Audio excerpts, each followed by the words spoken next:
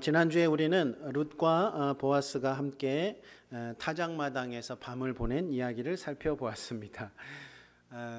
여러분, 룻과 보아스 이야기가 4주 동안 계속되어진 5주 됐나요? 4주 됐나요?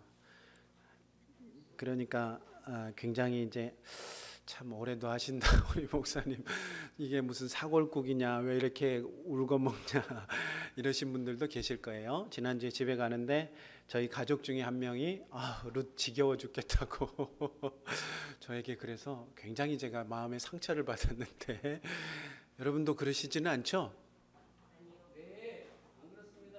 아니요와 네 중에 뭐가 옳습니까? 그런 사람도 있고 안 그런 사람도 있다. 그렇군요.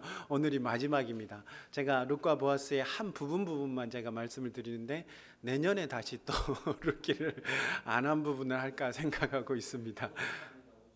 네, 어쨌든 오늘 우리가 살펴본 말씀에는 이제 하룻밤을 같이 보낸 룻과 보아스가 자기의 일을 보러 가게 되는 것을 봅니다. 룻은 집으로 돌아가고요, 보아스는 아침 일찍 성문으로 갑니다. 고대 시대에는 성문 앞에서 이 공동체의 중요한 결정이나 재판이 이루어지는 장소였습니다. 그래서 보아스가 성문 앞에 이르러서 이 나오미의 친족, 자기보다 조금 더 가까운 친족을 부르고 또 증인을 설 장로 10명을 초청을 하게 되어집니다. 그리고 그에게 요청하죠. 나오미와 룻의 기업을 당신이 사십시오라고 여러 증인들 앞에 요청을 합니다. 지난주에 제가 잠깐 말씀드린 것처럼 기업 무르기라는 이 제도는 땅을 팔거나 종으로 팔렸을 때 가까운 친족이 대신 값을 지불하고 팔린 땅, 그리고 종이 되었던 사람을 되찾아주는 그런 제도라고 말씀을 드렸습니다. 그렇게 대신 값을 지불하고 되찾아주는 사람을요, 기업 물을 자라고 부릅니다. 기업 물을 자 입장에서는 이게 옳은 일이고 또 명예로운 일이지만 사실은 손해만 나는 일이죠. 그것을 되찾아온다고 해서 내 것이 되어지는 것이 아니기 때문에 원래 주인에게 돌려주는 거기 때문에 명예롭고 옳지만 손해나는 일이라고 할 수 있습니다. 다만 나오미와 룻의 경우에는 기업을 소유할 남자들이 모두 죽어버렸기 때문에 이 기업 물을 자는 처음에는 자신이 이 기업을 무르게 되면 그 땅이 자기의 것이 되어질 줄 알고 승낙을 합니다. 그런데 보아스가 기업 물을 자의 하나를 더 말해주는데 그게 뭐냐면 친척의 대가 끊어지지 않게 해야 하는 의무도 있다라는 거예요. 그래서 룻이랑 결혼을 하여서 아이를 낳으면 그 아이를 룻의 죽은 남편 말론의 뒤를 잇게 하고 자신이 되찾은 기업 역시 그 아이 앞으로 말론의 가문에 돌려줘야 한다라고 말을 합니다. 생각을 해보니까 이게 이익이에요, 손해예요? 적자가 아주 심각합니다. 현실적으로 봤을 때 이거는 아니다 싶은 거죠.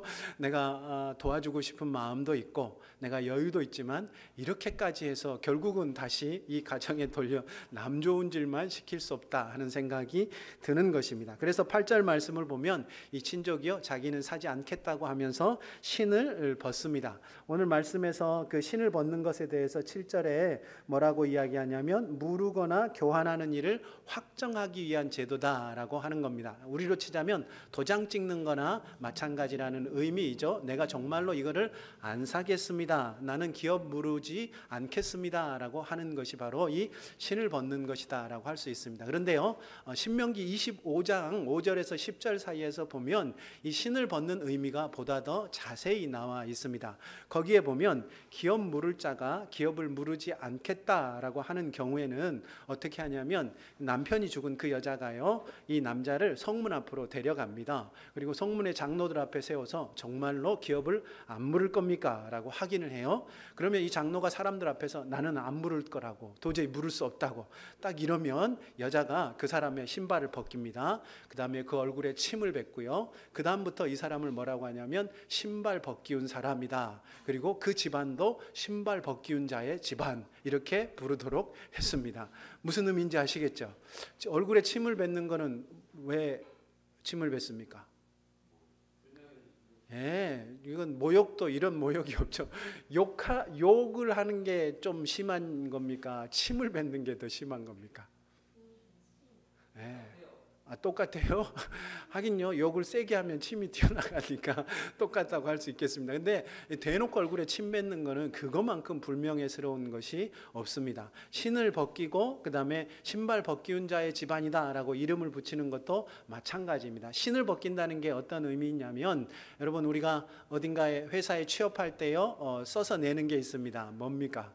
이력서를 써서 내죠. 근데 그 이력서가 한문이잖아요. 그게 신발 이자에다가 지날 역자입니다. 그러니까 이력서라는 것은 뭐냐면 내가 내 신발을 신고 지나온 역사를 기록한 것이다 라고 이야기하는 거예요. 그러니까 사실은요, 신발이라는 것은 단지 신을 얘기하는 것이 아니고 나의 살아온 삶의 발자취 전체를 이야기하는 겁니다. 그런데 이제 그 신을 벗겨버려요. 이건 무슨 뜻이겠습니까? 이제부터 당신이 살아온 그 삶은 더 이상 삶으로 인정하지 않겠습니다. 그뿐만 아니라 신발보다 더 분명하게 우리 자신이 누군지를 보여주는 게 있는데 이름이지 않습니까? 그런데 이제는 더 이상 이름으로 부르지 않아요. 뭐라고 부릅니까? 신발 벗기운 자라고 부르고, 그 사람뿐만 아니라 그 사람의 가문도 뭐라고 불러요? 신발 벗기운 자의 집, 이렇게 부르는 거예요. 이거는 모욕도 이런 모욕이 없는 것입니다. 삶 전체를 부정하는 거예요. 왜 그렇게까지 심각한 모욕을 주겠습니까? 그것은 형제의 대가 끊어질 결정적인 위기를 보면서도 도와주지 않았기 때문입니다. 그것이야말로 이스라엘 사회에서, 고대 이스라엘 사회에서 가장 불명예스러운 일이다라고 그 사람들이 생각을 한 거예요. 형제의 대가 끊어질, 그렇잖아요. 대가 끊어지는 것만큼 결정적인 위기가 어디 있겠습니까? 그런데 그거를 도와주지 않는다라는 것은 정말로 불명예스러운 일이라는 거죠. 그걸 잘 보여주는 게 하나 있는데요. 룻기에 보면 이 사람의 이름이 나옵니까? 안 나옵니까? 놀랍게도 이 사람의 이름은 한 번도 등장하지 않습니다. 룻과 보아스가요, 이 사람에 대해서 이야기할 때도 뭐라고 이야기하냐면 기업 물을 자, 그 친족, 그 이렇게만 부릅니다. 아니 뭐 이름을 안 부를 수도 있죠. 이름 굳이 부를 필요가 없을 때는 안 부를 수도 있습니다.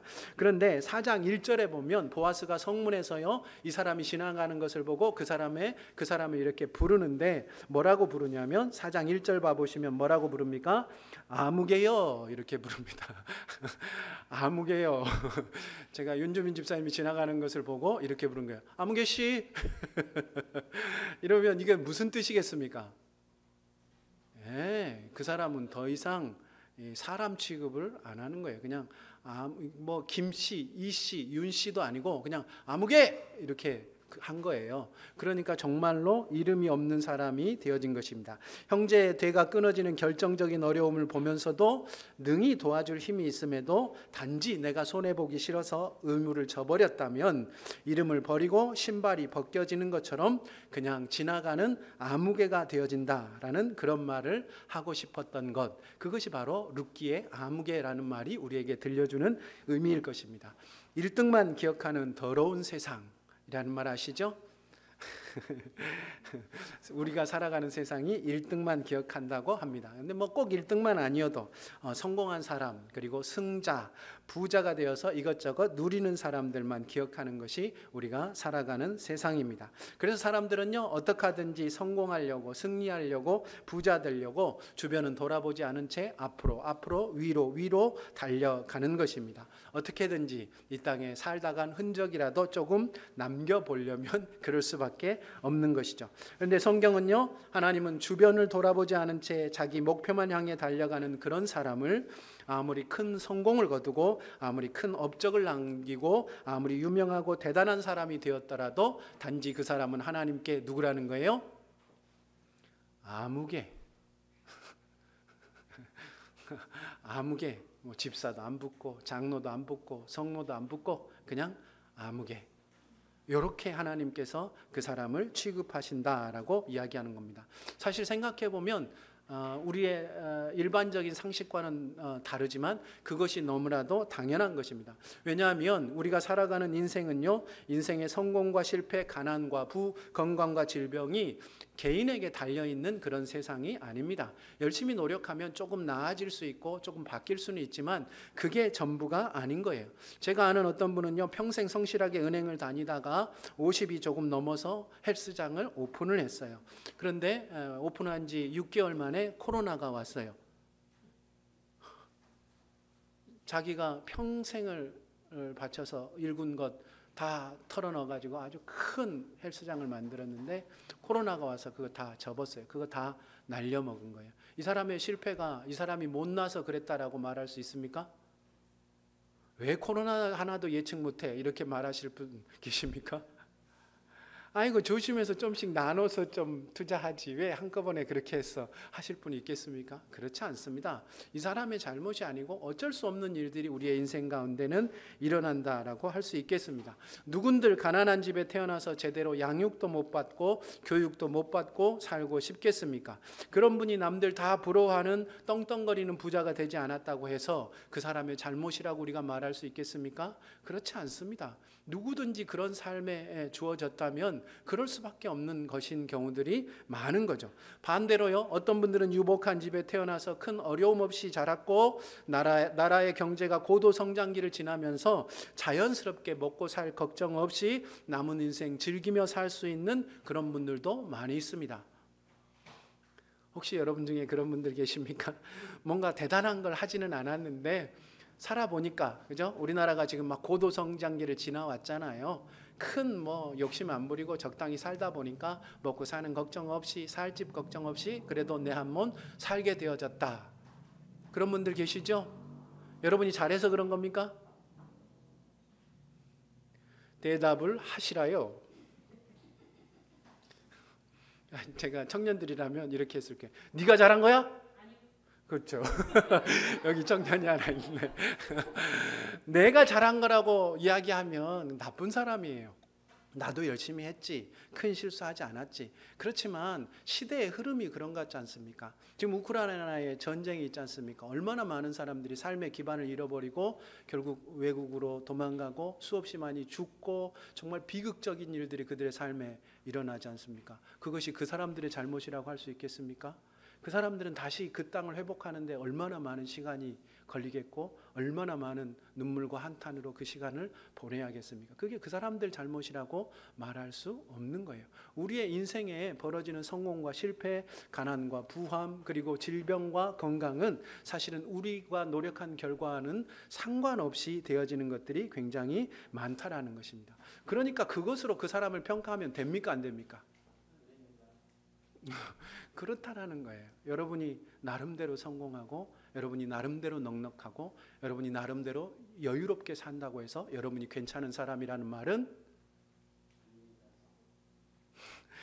대답하라오. 여러분이 때를 잘못 만나서 또 좋은 기회를 얻지 못해서 제대로 성공하지 못했고 제대로 배우지 못했고 가진 것이 많지 않았고 넉넉하게 살지 못하더라도 또 뭔가 활기차게 열심히 살아갈 기회가 없더라도 그것은 여러분의 잘못이 전적으로 여러분의 잘못이 아니라는 거예요. 그것으로 우리를 평가할 수 없다라는 거예요. 세상의 평가 기준과는 다른 것이 맞다라는 거예요. 하나님은 그래서 그것으로 우리를 절대로 평가하지 않으신다는 거죠. 우리의 성공으로, 우리의 부함으로, 우리의 능력 있음으로, 우리의 여유 있음으로 우리를 괜찮은 사람으로 기억하지 않는다. 그것이 바로 룻기가 우리에게 들려주는 말씀인 것입니다. 이것은 신약에도 마찬가지입니다. 우리 참고 말씀 두 번째 마태복음 7장 23절 함께 읽으시죠. 마태복음 7장 23절입니다. 시작. 그때 내가 그들에게 밝히 말하되 내가 너희를 도무지 알지 못하니 불법을 행하는 자들아 내게서 떠나가라 하리라. 아멘. 이게 마태복음 7장 그리고 25장에 나오는 예수님이 마지막에 재림하셔서 이 땅의 사람들을 심판하시는 장면의 이야기의 한 부분입니다. 그때 수많은 사람들이요 예수님의 심판대 앞에 서서 자신들이 얼마나 대단한 일을 했는지, 얼마나 대단한 성공을 거두었는지, 얼마나 잘 살았는지를 사람들이 예수님 앞에 말하게 되어질 거예요. 장황하게 말하게 되어진다는 거죠. 그때 그런 사람들 향하여서 예수님이 하시는 말씀, 그 대답은 한결같은데 그게 뭐냐면 내가 너희를 도무지 알지 못한다. 왜 몰라요? 아무개니까 모르는 거예요. 아무개니까. 남이 어찌되든 내 목표면 향해 달려가고 시간이든 돈이든 마음이든 조금 더 손해보려 하지 않은 사람들에게 예수님께서는 나는 너희를 모르는 사람, 너희는 아무개이다, 내가 너희를 도무지 알지 못한다라고 말씀하시는 것입니다. 반대로 보아스와 룻은 무슨 그럴싸한 일을 한 사람들이 아니지 않습니까? 룻기 전체 이야기를 여러분과 제가 살펴봤지만 그냥 로맨스입니다. 하룻밤의 불장난과 불장난은 아니죠. 아주 불타는 마음과 로맨스로 점철된 이야기입니다. 세상에 연애 한번 안 해본 사람이 있습니까? 있네, 있어. 난 못 해봤다. 저만 보이게 살짝. 난 그래도 짝사랑이라도 해봤다. 다 있잖아요, 그죠? 세상에 연애 안 해본 사람이 없어요. 그런데 놀랍게도 성경은 룻과 보아스의 연애 이야기를 굉장히 길게 이 성경에 기록을 해두었다라는 거예요. 아무것도 아닌데 이 이야기를 기록해놨어요. 거기에다가 조금만 더 룻과 보아스의 이야기를 더 덧붙여 보면 오늘 말씀의 이야기처럼 그들이 연애하여서 나중에 결혼하여서 아들을 낳았다. 그게 룻기의 전체 이야기잖아요. 이런 이야기를 뭐하러 써놨겠습니까? 생각해 보십시오. 저는 이 룻과 보아스보다 더 많은 아이를 낳았습니다. 제가 더 열렬하게 사랑. 자, 여기까지만 하고요. 그런데 제 이야기는 성경에 기록이 안 되고 룻과 보아스의 뻔하디 뻔한 하룻밤 장난이 아니고 로맨스만 기록을 해 놓았다라는 거예요. 좀 더 보태자면 룻은 홀로 된 시어머니가 안타까워서 낯선 타국까지 따라와서 함께 살았다라는 것이고, 보아스는 어려운 과정 외면하지 않고 조금 도와줬다. 그게 전부인다라는 거죠. 그런데도 성경은 그들의 사랑 이야기를 자세히 기록했을 뿐만 아니라 그것도 모자라서 가장 위대했던 임금 다윗의 족보에, 그리고 온 세상의 구원자 예수님의 족보에도 이 두 이름을 기록을 해 놓았다라는 거예요.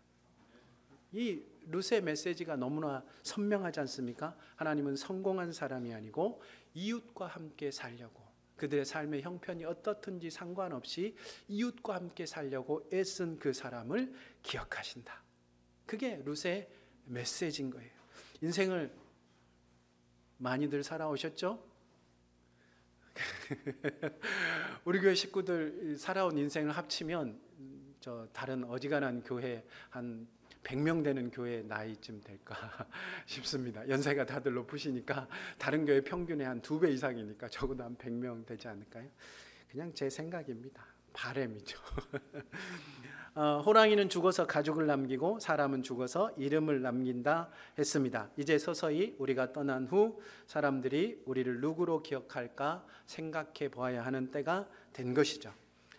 그것은 내가 다른 사람 눈치를 보며 살려는 것이 아니고, 나는 스스로 객관적이지 못하니까 다른 사람이 나를 어떻게 보는 이것을 통해서 내 삶이 어떤 삶이었는지를 돌아보려고 다른 사람이 나를 어떻게 기억할까 생각해 보는 것입니다. 어떻습니까? 여러분이 떠난 다음에 여러분의 주변 분들은 어떤 사람으로 여러분을 기억하실까요?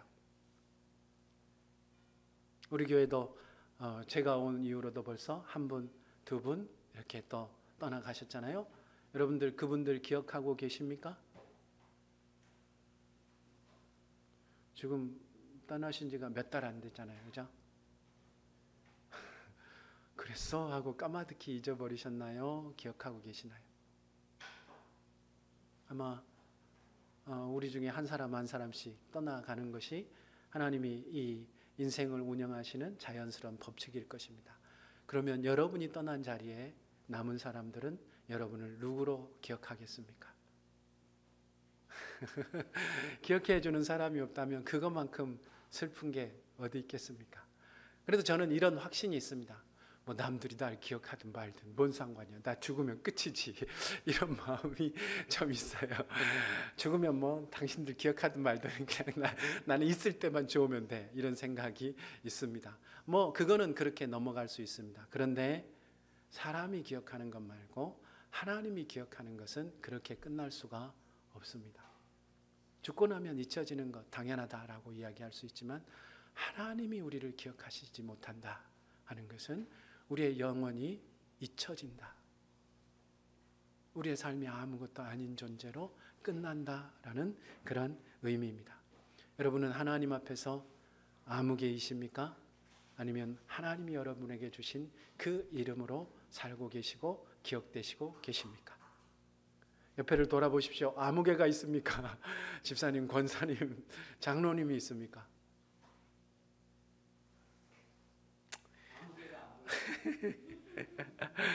목표를 향해 힘껏 달려가시되 남 밀치고 돌진하지 마시고 넘어진 사람 보이거든 손 내밀어서 일으켜주고 함께 걸어가시는 하나님이 기억하시는 그런 이름으로 살아가시기를 우리 주님의 이름으로 축원합니다. 아멘. 이제 법적인 절차를 모두 마친 보아스는요 룻을 아내로 맞아들이고 아들을 낳습니다. 그 아들의 이름이 오벳, 그리고 그가 다윗의 할아버지가 됩니다. 우리 16절 그리고 17절 말씀 함께 읽습니다. 오늘 말씀 16절 17절입니다. 시작.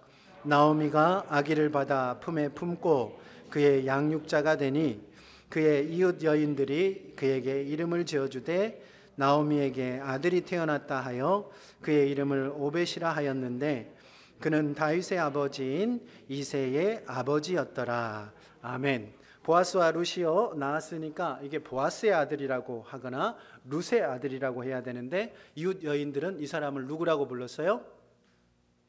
나오미의 아들이라고 불렀다. 신기하지 않습니까? 그리고 이름도 누가 지어줍니까? 이웃 여인들이 이름을 지어주는 것을 보게 되어집니다. 오벳이라는 이름을 지어줬어요. 오벳이라는 말은 섬기고 봉사하는 사람이라는 의미입니다. 종이라는 말로 쓰이기도 하고 청직이라는 말로 쓰이기도 하는 단어입니다. 그러니까 오벳은 어떤 사람이에요? 앞으로 나오미, 의지할 곳 없는 나오미를 섬기고 봉사할 사람이다. 그런 의미로 이 오벳이라는 이름이 붙여져 있는 겁니다. 이게 참 생각할수록 의미심장한 장면입니다. 룻기의 마지막을 지금 이 장면이 이렇게 장식을 하고 있는데요. 이 장면은 뭐와 선명하게 대비가 되냐면 나오미가 처음 고향으로 돌아왔을 때하고 선명하게 대비가 됩니다. 나오미가 처음 고향으로 돌아왔을 때요, 나오미가 동네 사람들한테, 이웃 사람들한테 이렇게 얘기합니다. 내가 풍족하게 나갔는데 하나님께서 빈손으로 돌아오게 하셨다. 이제부터는 나를 나오미라 부르지 말고 마라라 불러라. 나오미라는 말은 즐거움, 기쁨이란 뜻이고 마라라는 말은 괴로움 그리고 씀 이런 뜻입니다. 그러니까 내 인생이 뭐라는 거예요? 괴롭다, 쓴 인생이다 라고 이야기하는 겁니다. 술 드시는 분들이 이런 얘기 하시대요. 술이 쓴 것은 인생이 써서 그렇다. 지금 은연중에 아멘은 안 했지만 고개를 끄덕끄덕 하신 분들 남으셔서 있다가 회개하시기 바랍니다. 집에 가서 하십시오. 술이 왜 씁니까? 이게 그렇죠. 우리 인생이 쓰기 때문에 술 드시는 분들은 인생만큼 쓰다 뭐 이러잖아요, 그렇죠? 이 사람들은 나오미와 같은 고백을 하고 있는 거예요, 그렇죠? 인생이라는 것은 말하다, 괴로움과 씀이 가득한 것이 인생이다라고 이야기하는 것입니다. 그런데 이제 하나님께서요 룻에게 아이를 가지게 하셨습니다. 그게 사실은 룻기 전체에서 하나님이 한 유일한 일입니다. 여러분 성경에 하나님이 뭘 하셨다라는 이야기가 많이 나오기 마련인데 룻기에는 단 한 번만 하나님이 무언가를 하셨다라고 표현했는데 그게 뭐냐면 하나님이 룻에게 아이를 주셨다라고 표현한 것, 그것이 단 하나의 일입니다. 그로 인해서 나오미는 잃어버린 기업을 찾았고 그리고 노년을 책임져 줄 봉양자까지도 얻게 되어진 거예요. 그러니까 하나님께서 말하였던 이 나오미의 가정과 인생을 다시 나오미로 기쁨으로 바꾸어 버리신 거죠. 그래서 처음 베들레헴에 왔을 때 나오미가 사람들한테 나는 이제부터 말아야 라고 얘기했는데 마지막 장면에서는 이제 그 여인들이 다 찾아와서 네 인생이 말하라고, 야 오벳이 있잖아, 그리고 너의 기업도 다 찾았잖아, 룻도 있고 보아스도 있잖아, 네 인생은 마라가 아니고 뭐라는 거예요? 나오미다 라고 이야기하는 거예요. 이 얘기는 그런 겁니다. 나오미는 하나님을 자신의 인생을 괴롭고 쓰게 만드는 마라의 하나님으로 이 나오미가 하나님을 이해한 거죠. 그런데 이 룻기의 이야기는 그렇게 이야기하는 게 아니에요. 우리의 인생은 마라가 되어지고 괴롭고 쓴 삶을 살아가지만 그것이 우리의 실수이든 환경의 여러 가지 요인으로 인해서 그런 일이 벌어지든 마라 같은 인생을 다시 나오미로 바꾸시는 분이 하나님이다라는 이야기를 우리에게 이야기해주고 있는 것입니다. 하나님은요 우리가 오해하듯이 우리의 인생을 마라로 바꾸시는 분이 아니라 엉망으로 살아서 마라로 변해버린 우리의 삶을 나오미로 바꾸시는 분인 것입니다. 그런데 하나님은요 단지 아무런 희망도 없는 가정과 인생만 바꾸시는 것이 아닙니다. 오늘 말씀 룻기는요 족보로 이어지게 되어지는데 그 족보는 베레스부터 시작해서 보아스, 오벳을 거쳐서 이세, 다윗 왕까지 이르게 되어집니다. 룻의 이야기가 단지 나오미와 그 가정의 이야기가 아니라는 뜻입니다. 룻기의 첫머리에서 제가 이렇게 말씀을 드렸죠. 이것은 사사시대에 일어난 일입니다. 사사시대가 어떤 시대입니까? 사람들이 왕이 없어서 제 멋대로 살아서 온갖 죄악이 간영하고 그 땅 가운데 살아가는 사람들이 괴로움과 슬픔 가운데 고통 가운데 보내는 시대가 바로 이 사사시대였다라는 거예요. 그래서 사사기의 맨 마지막에 여러 장을 보면 거기에는 그 아주 험악하고 괴로운 이야기들이 수도 없이 지금 시대에도 상상하면 끔찍할 만한 일들만 기록이 되어져 있습니다. 그런데 성경은 놀랍게도 사사기로 사사시대를 마감하지 않습니다. 사사기 뒤에다가 뭘 붙여놨어요? 부록처럼 룻기를 딱 붙여놨어요. 무슨 뜻이겠습니까? 사사의 시대가 절망으로 끝나지 않을 것이다. 하나님은 이 사사의 시대를 다시 희망으로 바꾸실 것이다. 어떻게 바꿉니까? 사사 시대가 뭐 때문에 그렇게 엉망이 됐어요? 왕이 없어서 그래 되어졌다 했잖아요. 그러니까 이제 하나님이 뭘 주시는 거예요? 제대로 된 이스라엘의 왕 다윗을 주신다. 그 얘기를 하는 거예요. 그게 누구를 통해서 옵니까? 보아스와 룻의 아이 오벳, 그리고 오벳의 자식 이세, 이세의 자식 다윗을 통하여 하나님께서 그 시대를 회복시키신다라는 거예요. 그러니까 룻기의 메시지는 뭐냐면 하나님은요 절망에 빠진 시대를 바꾸시는 분이다라고 이야기합니다. 거기까지가 룻기라면 우리는 그 다음 이야기도 알고 있지 않습니까? 룻기의 족보는 다윗 왕까지 이어진 족보는 마태복음에 이르러서 어디까지 이르게 됩니까? 예수님에게까지 이르게 되어집니다. 그래서 어떻게 되어집니까? 이 절망과 죄악이 가득한 온 세상의 역사를, 그렇죠? 가만히 놔두면 이 세상이 지옥과 파멸로 향하여 달려가는 겁니다. 그게 인류의 역사의 종말이에요. 그런데 하나님은 이 종말로 향하여 가는 인류의 역사를 그냥 두지 않으시고 한 아기를 보내셔서 이 역사를 바꾸시는 거예요.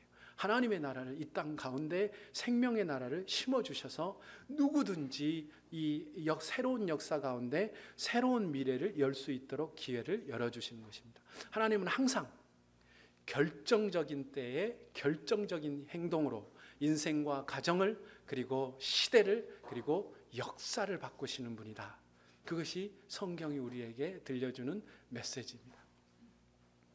여러분 가운데에도 내 인생은 말아야 하고 이미 결정해 버리신 분들 계시죠? 내가 뭔 소망이 있겠어. 요 한 분 빼고 나머지 분들은 다 그러시네요. 내가 늙었고 가진 것도 없고 배운 것도 없고 실력도 없고 능력도 없어. 내가 뭘 할 수 있겠어. 내 인생은 말아야라고 규정해 버리신 분들도 계실 겁니다. 그렇지만 그렇지 않습니다. 아무것도 없는 나오미의 삶을 하나님께서 다시 마라에서 나오미로 바꾸어 주시지 않습니까? 그 하나님을 붙들면 하나님은 언제든지 우리의 인생과 가정을 다시 바꾸시고 언제든지 시대를 바꾸시고 언제든지 역사를 바꾸십니다. 저는 요즘 이 시대를 살아간다는 것이 너무나 괴롭고 버겁습니다. 제가 대단한 사람이어서 그런 게 아니고 참 도처에 악한 일들이 또 괴로운 일들이 가득한 것을 보는 것이 마음이 너무 괴롭습니다. 차마 제가 이것들을 들고 하나님 앞에 기도할 때에도 어떻게 기도해야 할지 막막하기까지 합니다. 그래서 이게 체념이 돼가지고 기도도 멈추기도 합니다. 근데 제가 룻기를 보면서 다시 소망을 품습니다. 하나님은 절망뿐인 시대를 다시 희망으로 바꾸시는 분이다. 절망뿐인 역사도 다시 새로운 하나님의 나라의 역사로 바꾸시는 분이다 믿기 때문입니다. 여러분의 인생을 그리고 이 시대를 이 역사를 이미 망하였다 말하라 규정하지 마시고 나오미로 바꾸시는 하나님을 붙드십시오. 틀림없이 그 하나님께서 여러분의 인생, 이 시대, 이 역사를 바꾸실 줄 믿습니다. 기도하겠습니다.